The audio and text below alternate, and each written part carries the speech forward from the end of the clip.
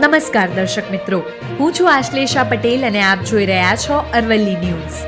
કહેવાય છે કે સ્વસ્થ ભવિષ્યની શરૂઆત સ્વસ્થ ભોજનથી થાય છે અને જ્યારે બાળકોના પોષણની વાત આવે ત્યારે માત્ર ભોજન નહીં પરંતુ તેમાં રહેલી ગુણવત્તા, સ્વચ્છતા અને પ્રેમ પણ મહત્વ ધરાવે છે।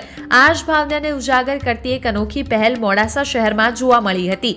પીએમ પોષણ યોજના અંતર્ગત મધ્યાહન ભોજન શાખા મામલતદાર કચેરી મોડાસા દ્વારા મધ્યાહન ભોજન સંચાલક રસોઈયાઓ માટે વાનગી સ્પર્ધાનું સુંદર આયોજન મોડાસા એક પ્રાથમિક શાળા ખાતે કરવામાં આવ્યું હતું। મોડાસા મામલતદાર ગોપી મહેતાની અધ્યક્ષતામાં યોજાયેલી પ્રધાનમંત્રી પોષણ શક્તિ નિર્માણ અંતર્ગત ગુજરાત રાજ્યની પરંપરાગત સ્વાસ્થ્યપ્રદ વાનગીઓ કુકિંગ સ્પર્ધામાં કુલ 14 જેટલા સ્પર્ધકોએ ઉત્સાહપૂર્વક ભાગ લીધો હતો। સ્પર્ધામાં પ્રથમ ક્રમે આવેલા કેન્દ્રના સ્પર્ધક વિજેતા બન્યા, જેમણે ₹5,000 રોકડ અને પ્રમાણપત્ર એનાયત કરવામાં આવ્યું।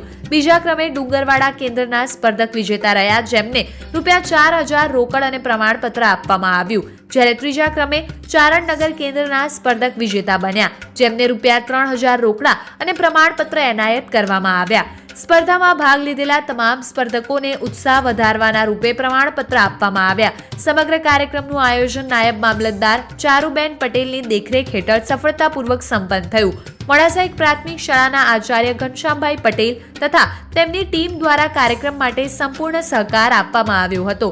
કાર્યક્રમનું સુચારુ અને સુંદર સંચાલન શિક્ષક ભાવેશભાઈ પ્રજાપતિ દ્વારા કરવામાં આવ્યું હતું। આ સ્પર્ધા દ્વારા મધ્યાહન ભોજન આયોજનમાં જોડાયેલા રસોઈયાઓની કળાને પ્રોત્સાહન મળ્યું અને ગુણવત્તાયુક્ત પોષણ પ્રત્યે જાગૃતિ વધારવામાં મહત્વપૂર્ણ ભૂમિકા રહી હતી।